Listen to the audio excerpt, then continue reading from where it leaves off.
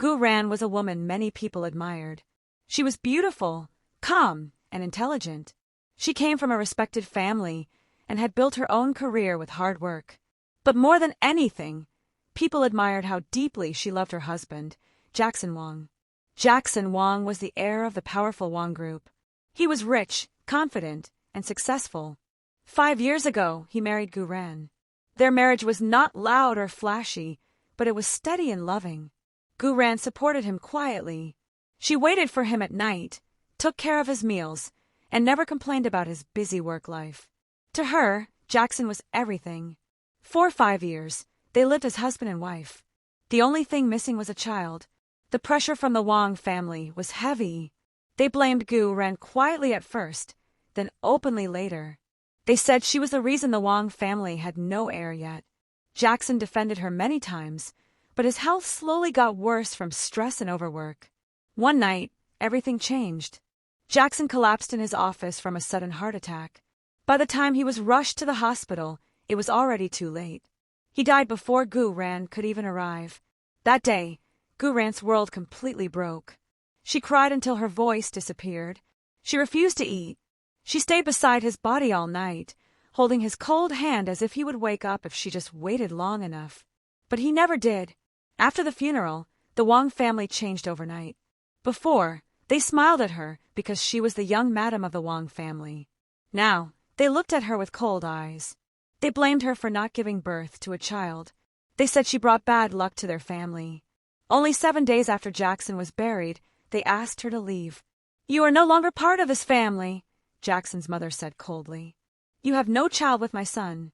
There is no reason for you to stay." Gu Ran stood there in shock. Her heart felt like it was cut open again. But she did not beg. She only bowed once before Jackson's parents and left the Wang family with just one suitcase. The house she once called home was no longer hers. That same night, she returned to her father's house. But she did not stay long. After a few weeks, she moved out and rented her own small apartment. She did not want pity. She did not want to live under anyone's protection. She lived quietly for the next 12 months. She stopped attending high-class parties. She avoided friends.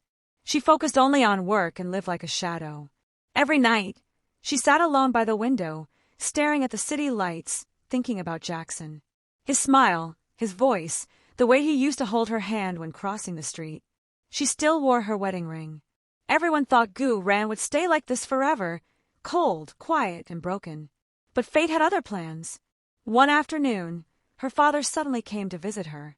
"Gu Ran," he said seriously, sitting across from her. "There is something I must tell you." She poured tea calmly. "What is it?" Her father hesitated for a moment before speaking. "Your marriage has been arranged again." The teacup in Gu Ran's hand slipped and crashed to the floor. "What did you just say?" she asked in disbelief. "You are to marry Yu Melong," her father said. The name hit her like thunder. Yu Melong. He was 25 years old, a famous singer, a talented musician. But he was also known for scandals, dating rumors, wild parties, fans following him everywhere. His name appeared in the news almost every month. And more than that, he was Jackson's younger half-brother. Gu Ran stood up suddenly. "This is madness. I will not marry him." Her father sighed. "The Yu family and the Wang family have merged their businesses. This marriage is part of the agreement. It is already decided." Gu Ran laughed bitterly. "So I'm just a tool again." Her father looked away, unable to deny it. That night, Gu Ran could not sleep. She felt angry. She felt insulted. Most of all, she felt guilty. How could she marry another man when Jackson had only been gone for 1 year? How could that man be his own younger brother? She hated the idea. She despised the arrangement. She decided she would reject it no matter what. But rejection was not an option. 3 days later, she met Yu Melong for the first time in 12 years. He walked into the cafe wearing sunglasses and a black jacket. He was tall, lean, and handsome. His face looked youthful, but his eyes were calm and deep. He no longer looked like the playful boy she once knew. Gu Ran took off his sunglasses and froze when he saw her. "Sister-in-law," he said softly. Her fingers tightened around her cup. "Don't call me that." There was an awkward silence between them. "I know you don't want this marriage," Yu Melong said. Neither do I. She looked up in surprise. I don't want to force you, he continued. We can just sign the papers and live separately. After a year, we can divorce. Gu Ren stared at him in disbelief. Would you agree to that? A bitter smile appeared on his lips. That is the best solution. For the first time, she felt slightly relieved. The wedding was simple and cold. There was no love, no warmth, no blessings. Gu Ren moved into Yu Melong's large modern apartment. He lived on the top floor of a luxury building. They had separate rooms. They rarely spoke. To the public, they were a loving couple. At home, they were strangers. Yu Melong was often away at concerts and recordings. Fans flooded the internet with pictures of him. There were always rumors of him being close to different women. Gu Ren saw everything but said nothing.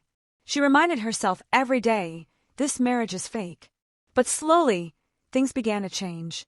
One night, Gu Ren had a fever. She collapsed in the kitchen while trying to get water. When she woke up, she was in the hospital.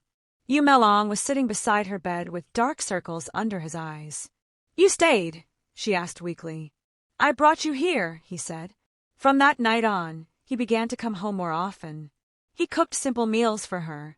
He covered her with a blanket when she fell asleep on the sofa. He stopped attending most of his wild parties. The rumors slowly disappeared. Gu Ren began to feel uneasy.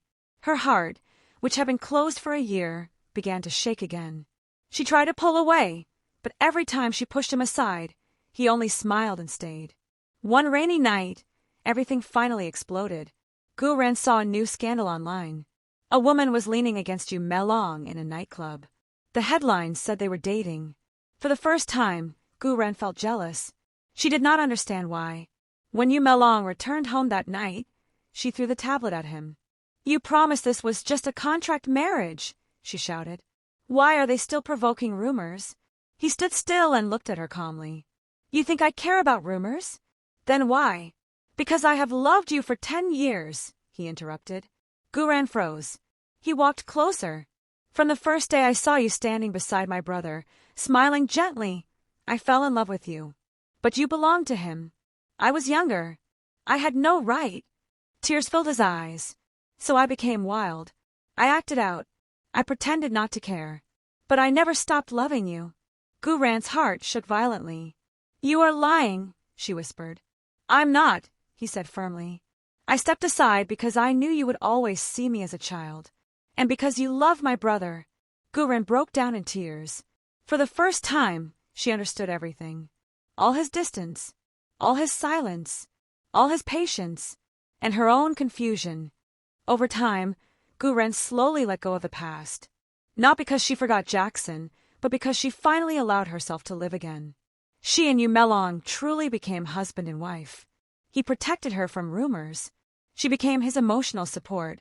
For the first time in years, Gu Ren smiled without pain. And Yu Melong, who had waited in the shadows for a decade, finally held the woman he loved in the light.